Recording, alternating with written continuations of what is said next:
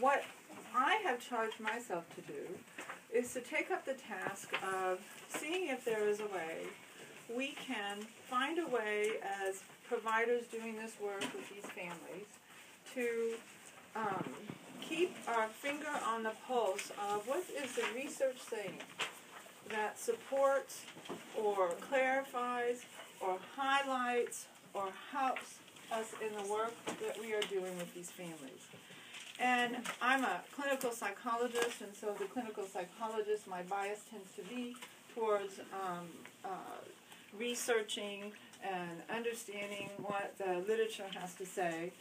But I just want to put it out there in terms of, you know, when we're working frontline and we're providing intervention all the time with our clients, why would it be even important to have a sense of what the research is saying, what the research is not saying, what standard of care puts out there? Why is that important in the work that we're doing?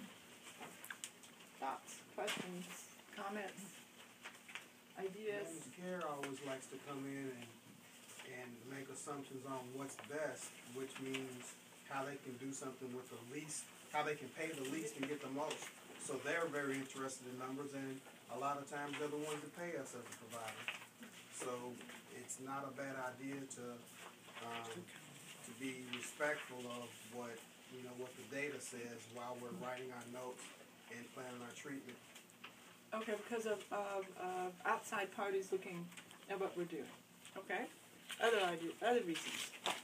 Holding us accountable for competent care, so we're not just doing something that might hurt the client or isn't effective.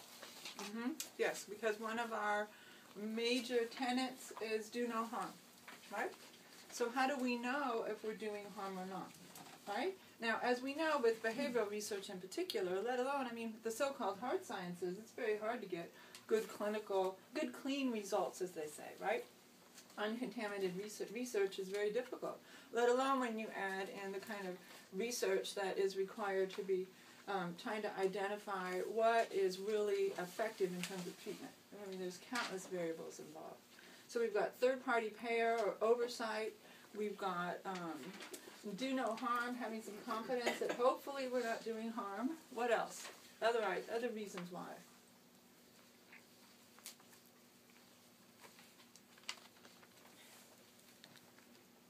What about if a client challenges us, right? Why are you asking me to do this? What is important about that? We're meeting up against resistance, right? It can be really nice to be able to pull back and say, well, this may or may not work for you, but we know that it tends to work for people who have some of the similar kind of situations that you have. Let's see if this is something that would or wouldn't work for you, right? So it kind of can be used then as a treatment strategy, if you will, even, or it supports us in that regard. One of the things that I think about is, as a therapist, when we're working with our clients, we have a lot of pressure. We've got oversight. You know what? Somebody might come in here, a third-party payer, and decide that my client doesn't need this service, right? That's pressure. Particularly if we are holding very sincerely the relationship that we have with our client. We have an agreement that says we're going to try and stick with you till this job gets done, right?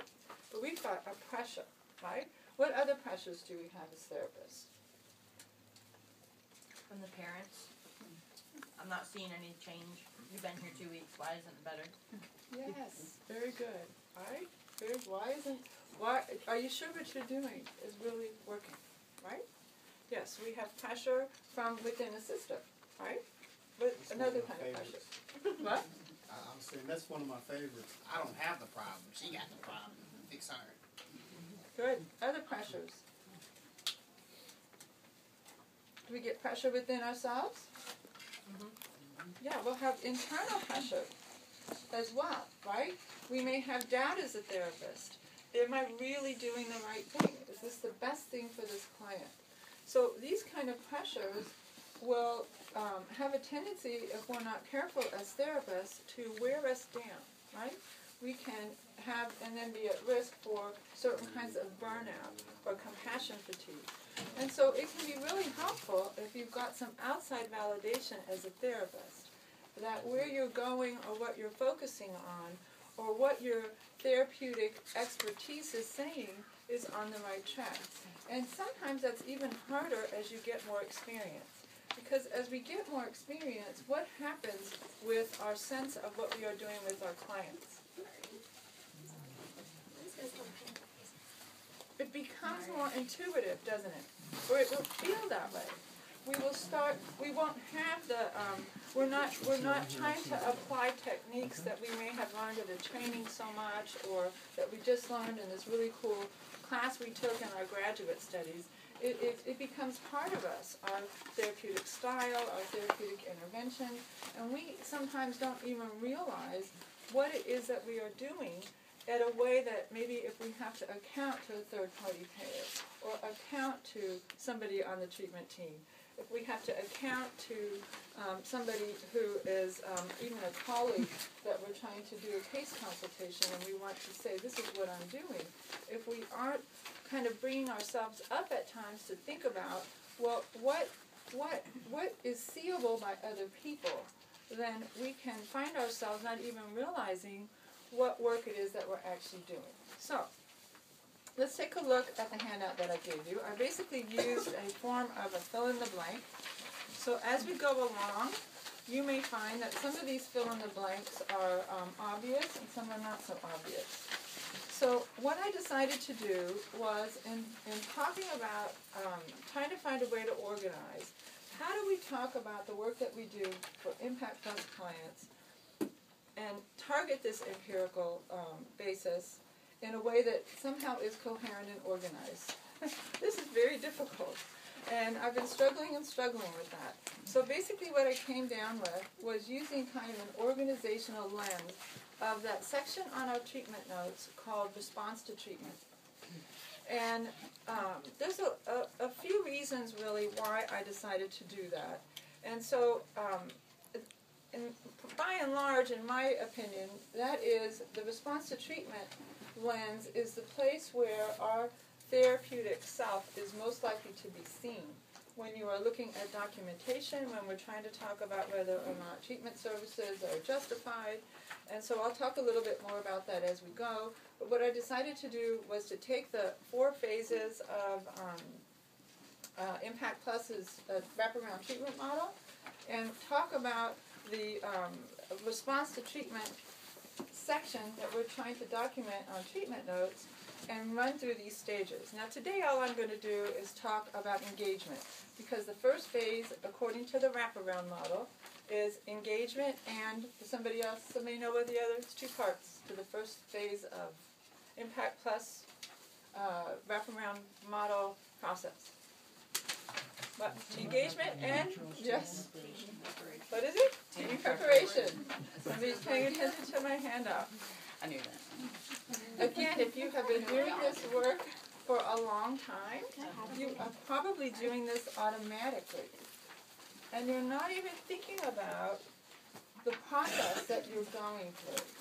But it's really important when we start documenting what it is, or when we're trying to communicate even with our clients or with the parents about what are we doing. It's very helpful if you can say, this is where we are in our treatment. So this is just some ideas of some ways that you can do that. So it's important to know then, in the phase 1, it says right here at the beginning, wraparound values, this is the wraparound value perspective. Oh, actually, you know what?